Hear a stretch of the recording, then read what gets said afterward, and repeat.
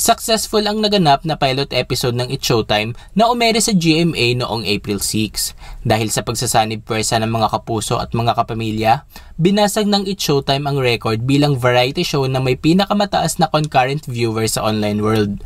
Umabot din sa 77 million ang combined views na nakuha ng programa sa loob lamang ng 24 oras. Bukod sa pinag-usapan din ang It's Showtime sa buong mundo, nagwagi rin ito sa ratings game laban sa Itbulaga sa TV5. Maging ang mga advertisers, ang Kapamilya Noontime Show ang mas pinagkatiwalaan nila kaysa sa katapat nito. Naging posible ang success ng It's Showtime dahil sa patuloy na partnership ng ABS-CBN at GMA na ikinasaya na maraming mga kapamilya at kapuso fans and stars. Subalit tila hindi masaya at bitter sa nangyari ang kapuso actor na si Janus Del Prado. Nitong April 9, usap-usapan sa social media ang latest post ng Black Rider star na ayon sa netizens ay patama niya sa It's Showtime family. Mababasa sa kanyang screenshot na kanyang ipinost, yung mga bumati ko sa mga lumipat dati, naglipatan na din ngayon. Akala ko ba hindi loyal ang mga lumilipat? Hypocrites! May caption naman itong, akala ko ba walang lipatan ever? At the end of the day, lumipat pa din sila ng station. Kinailangan pa rin nila yung tulong ng station ng mga artista na binabash nila dati, lalo na yung mga lumipat, para magkaroon ng mas malaking platform. Lesson, huwag magsalita ng tapos. Bilog ang mundo. Sa comment section, kapansin-pansin na nilike ni Janus ang comment na nagsasabing, binatikos nila dati si B. Ang B na tinutukoy ay ang kapuso actress at ang matalik na kaibigan ni Janus na si Bea Alonzo na naging maingay ang paglipat noong 2021 sa GMA Network matapos ang ilang dekada niya sa ABS-CBN. Ang pambabatikos na tinutukoy ng netizen ay ang tweet umano ni Vice Ganda ilang araw pagkatapos pumirma ni Bea sa Kapuso Network kung saan lumalabas na binabalaan ng unkabogable superstar ang mga artistang umalis noon sa Kapamilya Network. Nakalagay sa tweet, ang kapal ng mukha ng mga taong nagsasabing nauubos na ang mga kapamilya artist.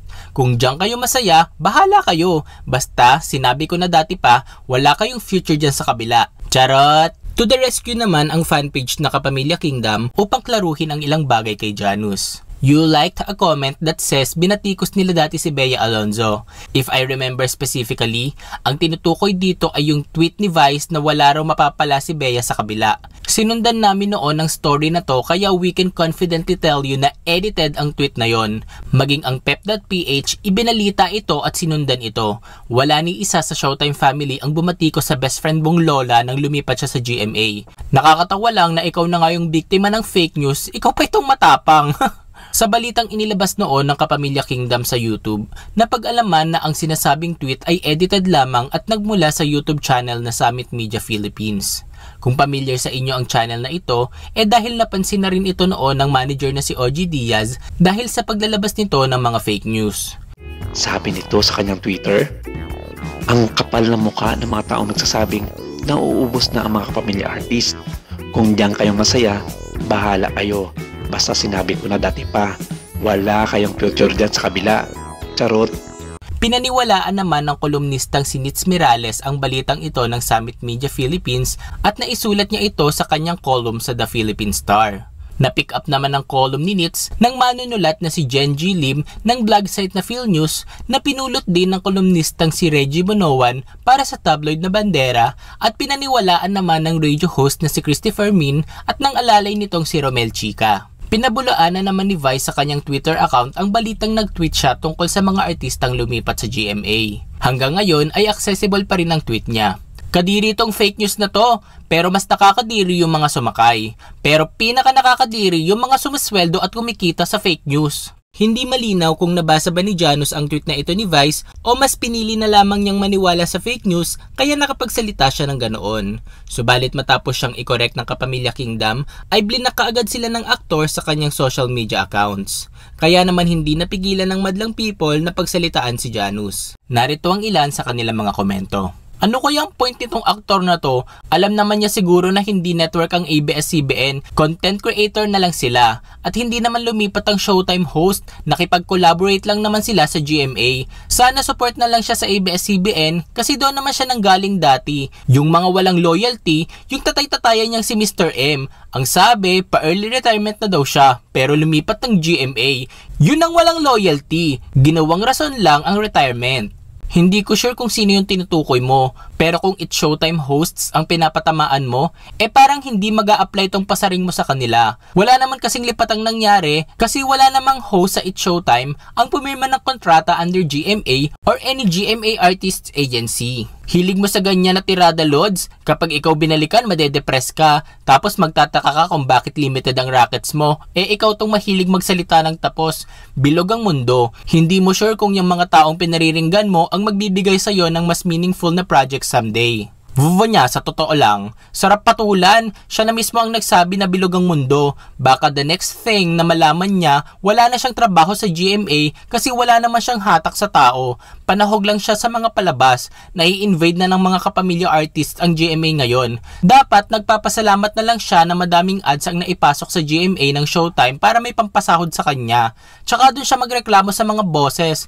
Isa pa, hindi sila lumipat. Nakiki-airtime lang sila. Bangag ang laos. Lumipat? Ang pagkakaalam ko, nagre-rent lang ang ABS-CBN sa GMA at collaboration yon. Kaya siguro laging depressed yung tao na yan kasi kahit hindi niya problema, pinag-aaksayahan niya ng panahon. At saka in the first place naman, hindi naman lumipat ang It's Showtime sa GMA. Napapanood pa din naman sila sa other ABS-CBN platforms. Of yarn. Bobo, hindi naman sila ang lumipat. Under ABS-CBN pa din naman sila. Naging partner lang para lalong lumakas. Nag-artista ka kasi agad, hindi mo na nag-aral. Naging bungko ka din tuloy. They are still managed by ABS-CBN. Masyado mong sinasamba si Bea para hindi maintindihan ang senaryo. It's a collab. Ang paglipat ni Bea is not a collab. It's trust issue. Pwedeng hindi i-renew ng GMA ang contract ng Showtime because they are not permanent. Si Bea, kahit hindi i-renew ng GMA artist na siya. Ngayon ko lang nalaman na ang ibig palang sabihin ng collaboration ay lumipat. It's a collaboration naman, Janus. Dapat maging masaya ka. Kasi baka mas may ipapasweldo sa'yo ang GMA sa dagdag na pera na dala ng Showtime sa network mo. Artista ka, dapat alam mo yung mga ganyan. Dapat alam mo ang pinagkaiba ng lumipat ng network sa naki-ere lang ng show. Dapat ikaw ang unang nakakaalam ng ganyang usapin Feeling relevant si kuya mong bano namang umarte? Ha? Nakakaintindi ba yan ng salitang paglipat? Kung It's Showtime ang pinapatamaan yan, pwedeng dyan ka na lang sa Black Rider mo mag-concentrate. Buti hindi ka kinuha ng Batang Quiapo. Feeling relevant? Inatake na naman ng sakit niya itong anak kong si Janus. Kawawa naman. Sana hindi po mapabayaan yung maintenance niya. Anak, gayahin mo ang Kuya Baron mo. Naka-recover na siya. Sa sobrang pagtatanggol sa BFF niyang si Bea, naging ampalaya na ang taong ito. Mas apektado pa siya kaysa sa mga big bosses ng GMA. Janus, sa GMA ka magreklamo kung bakit sila pumayag na makipag-collab sa ABS-CBN. Huwag puro parinig. Ano bang hinihimutok niya? Hindi naman lumipat ang It's Showtime sa GMA. Sa ABS-CBN pa din naman, desisyon ng management na ipalabas ang It's Showtime sa kabilang network. Besides, ang loyalty ng mga artista nila ay sa ABS-CBN pa din.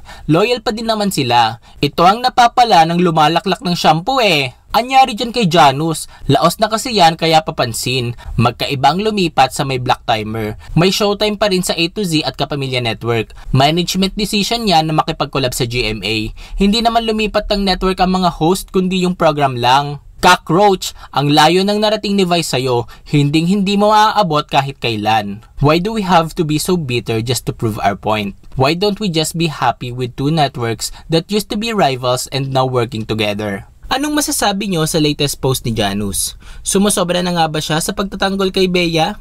Bitter nga ba siya sa It's Showtime? Bakit niya blinak ang Kapamilya Kingdom matapos ipaalam sa kanya ng fanpage na fake news ang nabasa niya tungkol sa tweet ni Vice Ganda? Hindi ba niya matanggap na 3 taon siyang naniwala sa fake news na inilabas ng isang YouTube channel? Pag-usapan na natin yan sa comment section. I-like at i-share nyo na rin ang video na ito upang mapanood pa ng mas maraming netizens. Huwag nyo rin kalimutan mag-subscribe sa aming YouTube channel at pindutin ang notification bell upang hindi kayo mahuli sa mga latest showbiz updates. Salamat!